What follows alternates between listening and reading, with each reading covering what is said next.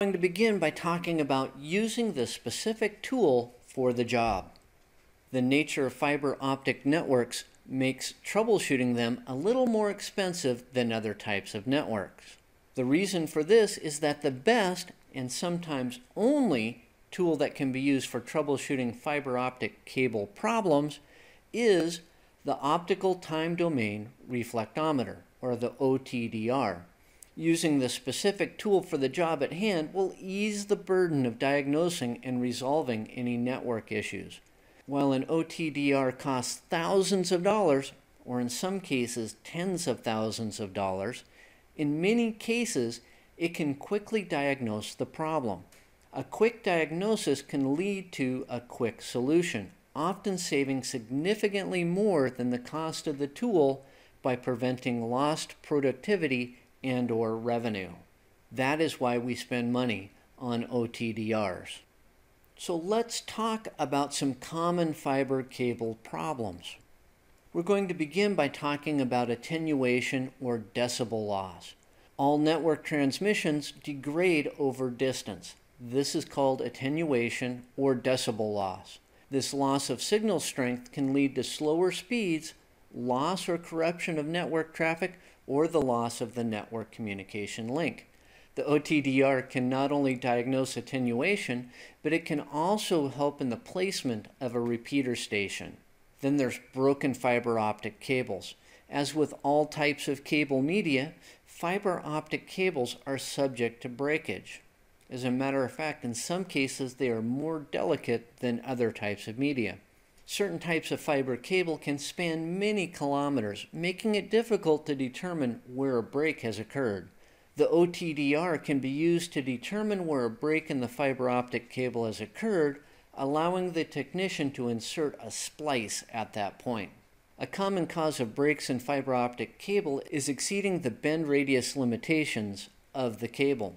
Due to the construction of fiber optic cables, it is subject to breakage if it is bent beyond a certain point.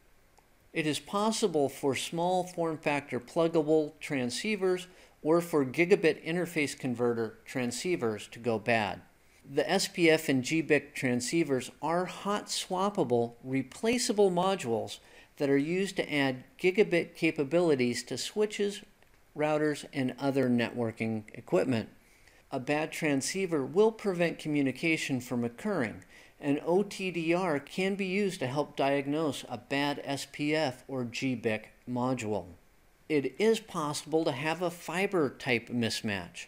Single mode fiber and multi-mode fiber use different methods for placing the signal on the optic fiber. If a mismatch occurs, the most common problem is that it will be impossible to make a network connection.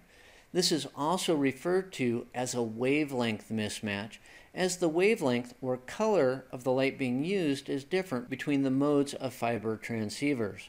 The OTDR can be used to determine the types of transceivers that are being used. There are some other fiber optic cable issues that can arise.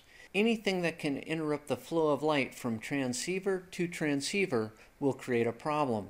Dirt or smudges on the connectors may cause an issue with fiber optic cable transmissions. When this is suspected, using a soft polishing cloth to clean the ends of the cable will solve the problem. There is a caution: never look directly into the ends of connected fiber optic cable. If you do so, you run the risk of damaging your eyes. Connectors are also specific to the mode of transmission, as in SMF or MMF. Connecting the wrong type of connector to a cable will prevent proper communication from occurring. Also check to make sure that the proper connectors are being used with the proper type of fiber optic cables.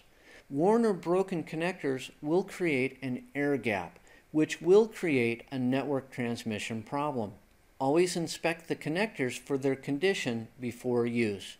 An OTDR can be used to determine where the loss of signal is occurring, even if it is at the connector.